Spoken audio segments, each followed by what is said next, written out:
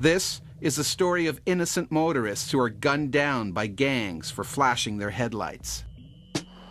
In June 1998, the Los Angeles Police Department issued the following warning. This is a public service announcement. Drivers are warned to beware of any vehicle driving without their headlights at night. If you see a car with no lights, do not flash them. The occupants are considered armed and extremely dangerous. If you see a car with no lights, call 911 immediately.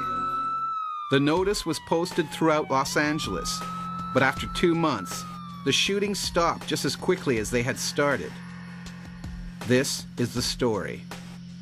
Meet Tyrell Simpson, 26 years old, LA gang leader. At least he used to be. Meet Kenyon Hurd. Kenyon idolized Tyrell and was desperate to become a fully fledged member of his gang. I ran with the juniors. We looked up to the bigger guys. You know, we were the little guys. You know, Tyrell used to call us his little soldiers. Kenyon knew that in order to move up the ranks from little soldier, there was a price to pay. To become a full member, you have to pass initiation. LAPD officer and gang crime specialist Gaspar Areza trails the mean streets of LA and deals with gangs firsthand. He knows their history. Traditionally, an African-American gang that stemmed from the 40s and 50s. By the 90s, this gang grew into a well-established outfit with its own rules and rites of passage. They perform these initiations into these gangs. A junior member who's not yet full-fledged will chase down any car that has given them a courtesy light to tell them that their headlamps are off and unleash the full magazine into that car.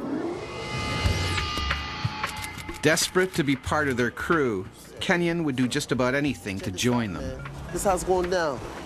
You drive your car, no lights on. Now the first person you see flash their lights at you, follow them, all right? Name of the game is flash and blast. The people who are shot down in these vehicles are usually anonymous people. They have nothing to do with gangs at all. They're just the first people that happen to give them a courtesy flash. So Kenyon knew what he had to do, and he set out that day, determined to kill. I knew I had to do it. You know, everybody knew if you didn't kill to prove your loyalty to Tyrell, then he was gonna kill you. I remember like it was yesterday. I came out fresh. I had everything on brand new. Even my underwear was brand new. I even had a new gun for the day, you know? Came out, met up with my homeboys. You know, we hit the strip, drinking, smoking. 10 p.m. sharp.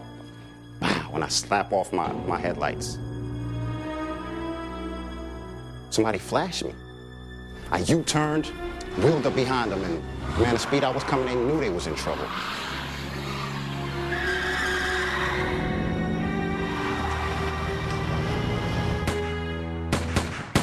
All I could see was silhouettes, you know, so I just aimed and squeezed.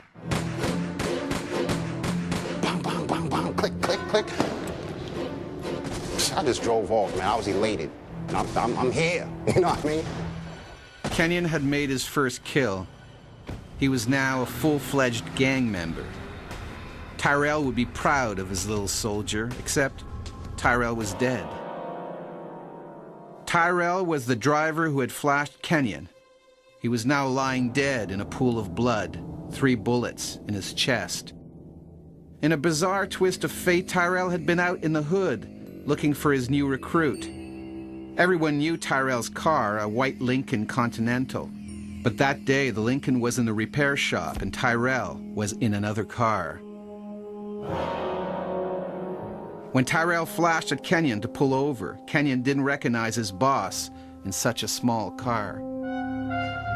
If I didn't carry out the orders that Tyrell gave me, he would have killed me. That's deep.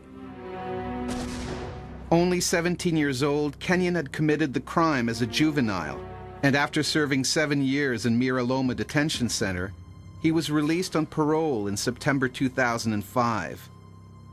But is this story true?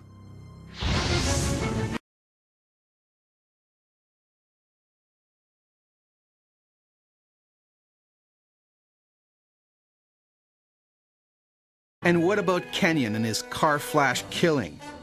Sorry, but it's not true. This particular tale has been set in many parts of the world where gangs exist. The US, Canada, and even Europe. The story starts by some form of an announcement, then it spreads like wildfire by word of mouth and email, telling people to beware. However, there's never been a single verified story anywhere of such a gang initiation ritual.